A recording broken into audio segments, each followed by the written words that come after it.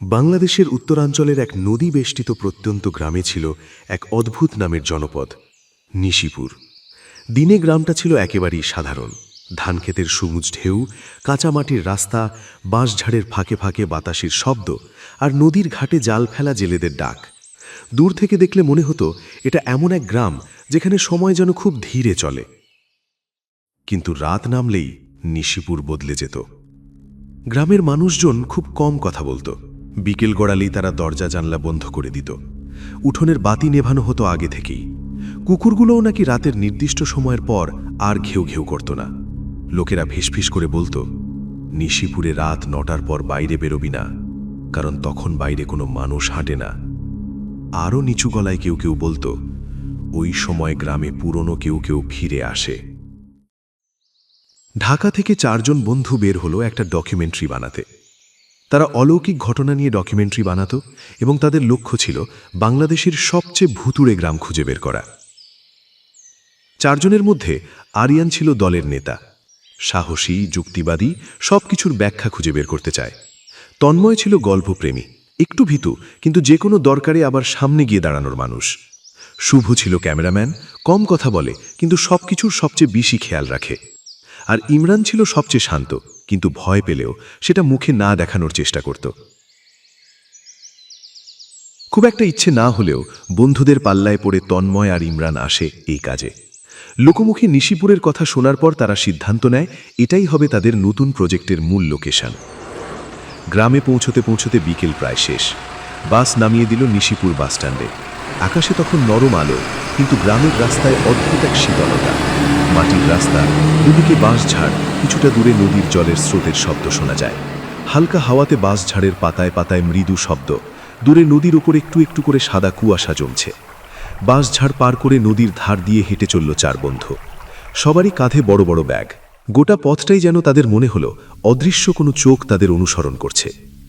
নদী পেরোই গ্রামের প্রবেশপথে একটা বিশাল বটগাছ।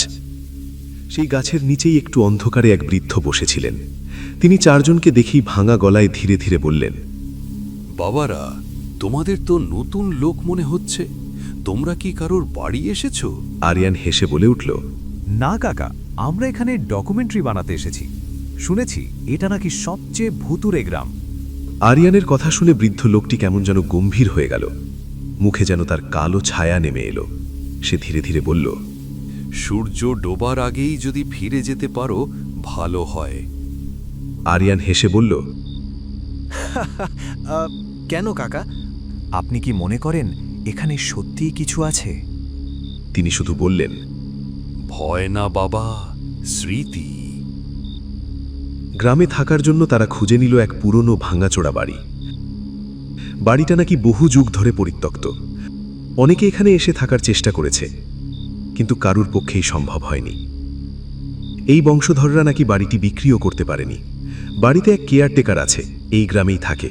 সে সকাল থেকে বিকেল অবধি বাড়িটি দেখাশোনা করে আর সন্ধেবেলা তালা দিয়ে চলে যায়। ওরা 4 জন এখানে থাকবে শুনে গ্রামের লোকেরা খুব অস্বস্তি নিয়ে বলল। কেউ বলল, ওটা একটা জমিদার বাড়ি। শুনেছি জমিদারের মেয়ে বড়ই সুন্দরী ছিল। কিন্তু এক রাত্রেই সব শেষ। আর কেউ স্পষ্ট করে কিছু বলল না। কেউ বলল আগুন লেগেছিল, কেউ বলল কেউ একজন অভিশাপ দিয়েছিল, আর কেউ কেউ শুধু মাথা নিচু করে চলে গেল। তাদের বাড়িতে পৌঁছতে সন্ধে হয়ে গেল। দেখল রাস্তাতে কেয়ারটেকার মির্জা দাঁড়িয়ে আছে, মাঝবয়সী এক লোক। তাদেরকে দেখেই মির্জা দৌড়ে গিয়ে হাতে চাবিটা দিয়েই নিমেষে কোথায় উধাও হয়ে গেল। বাড়িটা বিশাল, 2 মানুষ উঁচু পাঁচিল ঘেরা। আরিয়ান ব্যাগ মাটিতে রেখে লোহার দরজার তালটা খুলল। পাঁচিলের গায়ে আগাছা ভর্তি, অন্ধকারে কিছুই দেখা যায় না। বাড়িটার চারপাশে বড় বড় আগাছা, অর্ধভাঙা দেওয়াল, কাঠের দরজায় সময়ের কালচে দাগ। দরজার মাথায় একটা টিমটিমে আলো জ্বলছে। ঢুকেই অন্দরমহল। একটাই আলো, কিন্তু সেটাও খুবই মৃদু, আর একটা টেবিল ফ্যান রাখা আছে এক কোণে। বাড়িটিতে ঢোকার পরই 4 জনের বুকের ভেতর কেমন যেন অস্বস্তি শুরু হলো। সব ঘর তালাবন্ধ। আরিয়ান ঘরের জানলাগুলো খুলে দিতেই এক ঝাঁক ঠান্ডা হাওয়া তার মুখে এসে লাগলো। শুভ ক্যামেরা সেট করতে করতে বলল, লোকগুলো অযথা ভয় পায়। আরিয়ান জানলার দিকে তাকিয়ে বলল, রাতটা শুধু পার করি, তারপর বুঝবে সবই গল্প। তন্ময় ঘরে ব্যাগপত্র রেখে খাবার জিনিস বের করল, আর ইমরান ওকে সাহায্য করছিল। শুভ ঘরের এক কোণে ক্যামেরা সেট করে একবার সময়টা দেখে নিল। 8টা বাজে। এবার 4 বন্ধু মিলে মাটিতে কাগজ পেতে বসে পড়ল খেতে। গ্রাম থেকেই কিছু খাবার তুলে নিয়েছিল তারা। তাদের খুবই খিদে পেয়েছে। এখন তারা বেশ উৎসাহিত তাদের এই কাজের জন্য। ঘড়িতে যখন 8:30 বাজে 4 বন্ধু একটু শুয়ে নেবে ভাবল। তখনও কেউ জানত না যে আসল গল্প এখনো শুরুই হয়নি। একটু চোখ লেগে গেছিল ওদের 4 জনেরই। ঘুম ভাঙল একটা আওয়াজে। ঘরের আলো নিভে গেছে, ঘুটঘুটি অন্ধকার। স্ট্যান্ড ফ্যানটাও বন্ধ হয়ে গেছে। জানলা দিয়ে অল্প আলো দেখা যাচ্ছে। আরিয়ান একবার ঘড়িটা দেখল, 9টা বাজে। ঠিক সেই মুহূর্তে সব আলো নিজে থেকেই জ্বলে উঠল। পাখাটাও চলতে শুরু করল। হঠাৎ বাইরের দরজায় কে যেন ধাক্কা দিল। ওরা 4 জনে একে অন্যের মুখের দিকে চাওয়াচাওয়ি করল। এখন কি আসতে পারে কিছুই বুঝতে পারল না। আরিয়ান একবার খোলা জানলা দিয়ে বাইরে দেখার চেষ্টা করল। বাইরের বাতাস থেমে গেছে, একটা অদ্ভুত গুমট। গাছের পাতা নড়ছে না। দরজায় আবার কেউ খুব ধীরে কিন্তু জেদি ভঙ্গিতে ধাক্কা দিচ্ছে। আরিয়ান দরজা খুলতে যাচ্ছিল, ঠিক তখনই তন্ময় একটু ভয়ে ভয়ে বলে উঠল, দরজা খুলিস না, শুনলি না সবাই কি বলছিল?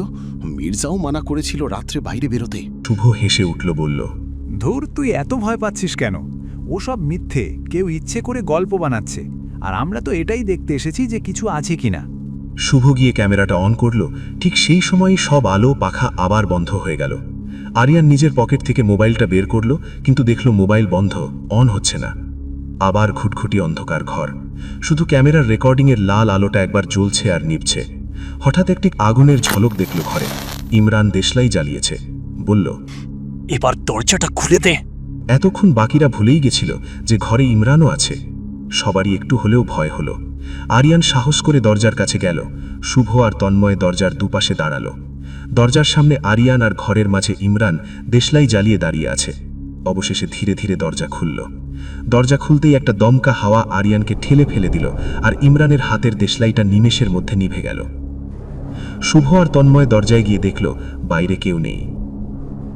পায়ে একটু ভেজা ভেজা লাগতেই দেখল মাটিতে ভেজা পায়ের ছাপ, আর সেই ছাপ একেবারে সোজা গিয়ে ঢুকে গেছে ঘরের ভেতর। আরিয়ান নিচে পড়ে থাকাকালীন ওর গায়েও জলের ছিটা লাগলো, যেন কেউ ভেজা জামাকাপড় পরে ঘরে ঢুকেছে। সবাই খুবই বিস্মিত। এরই মধ্যে হঠাৎ ইমরান নিচু গলায় বলে উঠল, ও বাইরে ছিল না, এখানে আছে, আমার পাশে। ঠিক সেই সময় আরিয়ান, শুভ আর তন্ময়ের পিছনে ঘরের সদন দরজাটা নিজে থেকেই ধাম করে বন্ধ হয়ে গেল। এতক্ষণে ঘরের অন্ধকারে চোখ ধাতস্থ হয়ে গেছে। ছায়া মূর্তির মতো সবার অবস্থান বোঝা যাচ্ছে। শুভর মনে পড়ল ঘরে ক্যামেরাটা চালু আছে। সে দৌড়ে গিয়ে ক্যামেরায় চোখ রাখল। স্পষ্ট দেখল ইমরানের পাশে দাঁড়িয়ে আর এক ছায়া মূর্তি, কিন্তু লেন্স থেকে চোখ সরাতেই সেখানে খালি একজনই। শুভ কাঁপা গলায় বলল, আমি কিছুই দেখছি না। আরিয়ান ক্যামেরার স্ক্রিনের দিকে তাকিয়ে জমে গেল। ছায়াটা একটু একটু করে নড়ছে। হঠাৎ তাদের কানের খুব কাছে একটা মেয়ে স্বরে ফিসফিস করে কে যেন বলে উঠল, আমার জায়গা। তন্ময় চিৎকার করে উঠল, ইমরান, তুই চলে আয় এদিকে, তোর পাশে কে একজন আছে। ইমরান কোনো সাড়া দিল না। হঠাৎ ভেতর থেকে ভেসে এলো দেওয়ালে নখ আঁচড়ানোর শব্দ, আর কারা যেন প্রত্যেকটা তালাবদ্ধ ঘর থেকে চিৎকার করছে, দরজা ধাক্কা দিচ্ছে, যেন বহু বছর আগের কোনো মানুষের আর্তনাদ এখনো দেওয়ালের ভিতর আটকে আছে। আওয়াজ যেন ধীরে ধীরে আর তীব্র হয়ে উঠল। এবার ইমরান পিছিয়ে গিয়ে বলে উঠল, আমাক বাঁচা আরিয়ান, তন্ময়, শুভ, আমাক বাঁচা। কিছু বোঝার আগেই ঘরের সদর দরজাটা নিজে থেকেই খুলে গিয়ে আবার বন্ধ হয়ে গেল। প্রায় ঘণ্টাখানেক সবাই প্রায় অসাড় হয়ে অন্ধকারেই দাঁড়িয়েছিল। সম্বিত ফিরল যখন ঘরের আলোটা আবার জ্বলে উঠল এবং দেখল ঘরে এখন ওরা মাত্র 3 জন, তন্ময়, আরিয়ান আর শুভ। ইমরান নেই ঘরে। কিন্তু ইমরানের বেরোনোর কোনো টের পায়নি তারা। খালি দেখল ইমরান যেখানে দাঁড়িয়েছিল তার চারপাশে ভেজা পায়ের ছাপ, আর মাঝখানে অনেকটা জায়গা জুড়ে কালো পোড়া দাগ। শুভ একবার ক্যামেরাটা বন্ধ করে ভিডিও ফুটেজটা একবার দেখল। সে নিজের চোখকে বিশ্বাস করতে পারল না।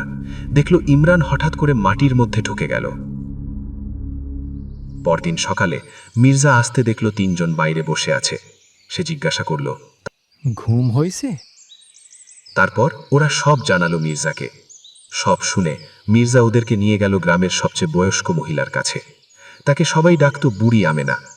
ভাঁজে ভাঁজে ভরা মুখ, ধূসর চোখ, আর গলার স্বরে একটা ভার ছিল, যেন তিনি বহু বছর ধরে একই কথা কাউকে বলতে চেয়েছেন। আরিয়ান সব খুলে বলল। বুড়ি আমেনা কিছুক্ষণ চুপ করে রইলেন, তারপর খুব ধীরে বললেন, এই গ্রামের কাহিনী ভুলে গেলেই কি তোরা রক্ষা পাবি ভেবেছিস? তারা সবাই নীরব হয়ে গেল।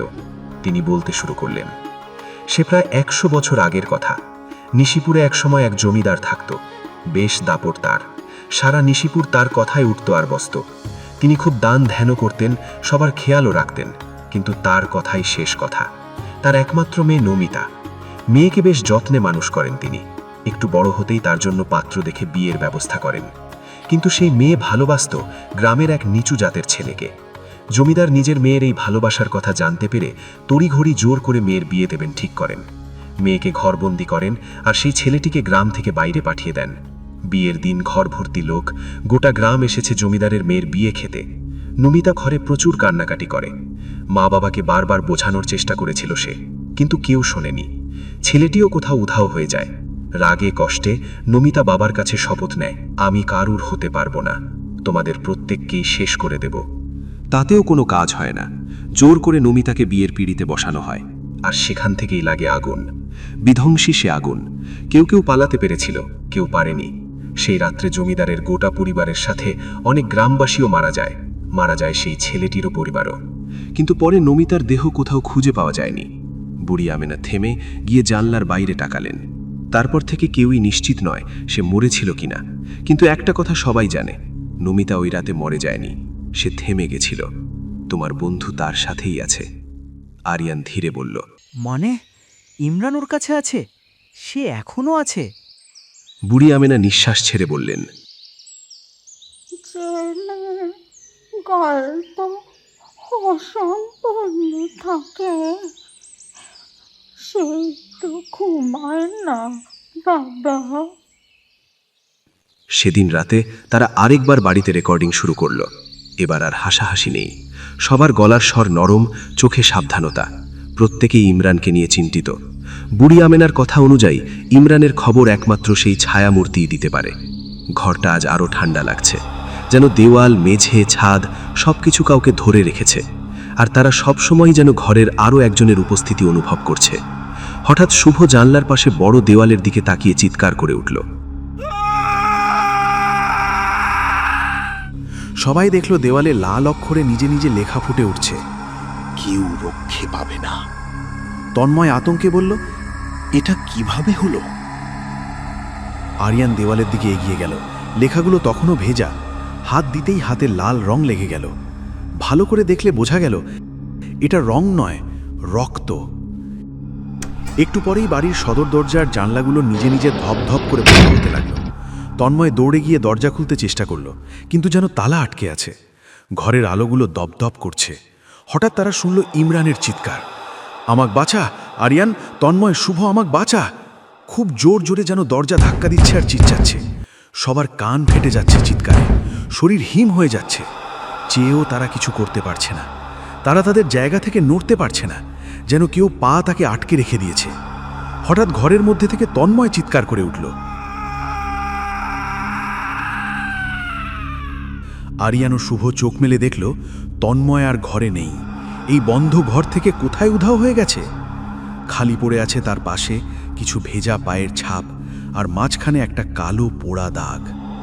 আরিয়ান আর শুভ পাগলের মতো তন্ময় ও ইমরানকে খুঁজতে লাগল। তাদের কানে এখনও ওদের চিৎকারের শব্দ ভাসছে। কোনো রকমে নিজেদের সামলে ঘর থেকে বেরোলো তারা। আগাছার মধ্যে দিয়ে এগোতে এগোতে পৌঁছলো বাড়ির পেছনে। সেখানে তারা দেখতে পেল একটা পার বাঁধানো কুয়া। কুয়ার চারপাশে ভেজা মাটি, জং ধরা বালতি। কুয়ার দিকে আরেকটু এগোতেই তাদের নাকে এলো একটা অদ্ভুত গন্ধ, ঠিক যেন কিছু পচে গেলে যেমন গন্ধ আসে। হঠাৎ ভেতর থেকে ভেসে এলো একটা কণ্ঠ, আমাক বাঁচা আরিয়ান, তন্ময়, শুভ, আমাক বাঁচা। শুভ ছিটকে সরে গেল কুয়ার পাড় থেকে। আরিয়ানের হাত কাঁপতে লাগলো। এটা তো ইমরানের গলা। আরিয়ান এগিয়ে গিয়ে কুয়ার নিচে তাকাতেই বুকটা হিম হয়ে গেল। আজ যেন এত অন্ধকারেও প্রচুর আলো মনে হচ্ছে, আর সেই আলো গিয়ে পড়ছে কুয়ার একদম তলদেশে। আর সেইখানে দাঁড়িয়ে আছে ইমরান, দুটো হাত ওপরে বাড়িয়ে ডাকছে আরিয়ানকে। কিন্তু এ কি, ইমরানের চোখ কোথায়? এত শুধু কালো গর্ত আর ঠোঁটের কোণে এমন এক হাসি যা মানুষের নয়, মানুষের হতে পারে না। হাসি থামিয়ে এবার একটা গম্ভীর গলায় বলে উঠল, ও আমাদের কাউকে ছাড়বে না, কাউকে না। তারপর আবার শুরু হলো অট্টহাস্য।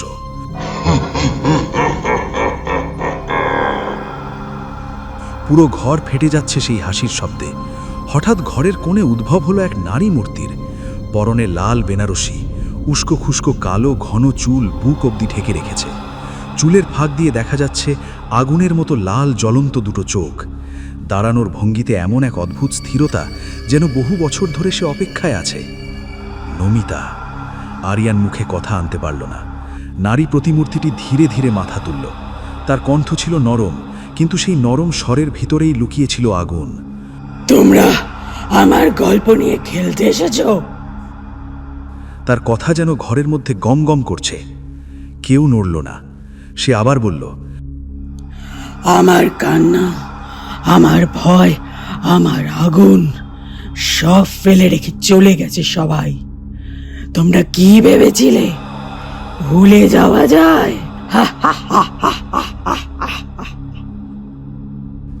আরিয়ান আর শুভ যেন গলা দিয়ে কিছু আওয়াজ বের করতে পারল না। কেউ যেন তাদের গলাটি চেপে ধরে আছে। ঘরের বাতি একের পর এক জ্বলতে আর নিভতে লাগল। দেওয়ালের গায়ে জমে থাকা ছায়া যেন কেঁপে উঠল। সবাই দেখল ওই নারী মূর্তি তন্ময়ের মাথায় হাত দিতেই তন্ময় একটা আর্তনাদ করে মাটিতে লুটিয়ে পড়ল। বোঝা গেল তার দেহ এখন নিষ্প্রাণ। শুভ ঘর থেকে পালাবার চেষ্টা করতেই ঘরের দরজা বন্ধ হয়ে গেল। আরিয়ান এক পা করে পিছোতে লাগল, আর সেই নারী মূর্তি এক পা করে তাদের দিকে এগোতে লাগল। এবার তাদের দুজনেরই পিঠ ঠেকে গেছে দেওয়ালে। জীবনের শেষ চেষ্টা করল আরিয়ান। সে বলল, আমাদেরকে ক্ষমা করে দাও, আমরা অন্যায় করেছি। তোমার কষ্ট আমরা বুঝি, আমরা বিশ্বাস করি তোমরা আছো, দয়া করে ছেড়ে দাও। কথা শেষ হতেই আবার শুরু হলো অট্টহাস্য।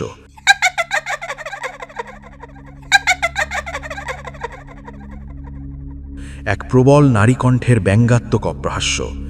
নিমেষের মধ্যে দেওয়াল থেকে কিছু হাত বেরিয়ে এলো, কালো কালো মাংসল পোড়া হাত, আর তারা দেওয়ালের মধ্যে টেনে নিল আরও দুটো ছায়ামূর্তিকে।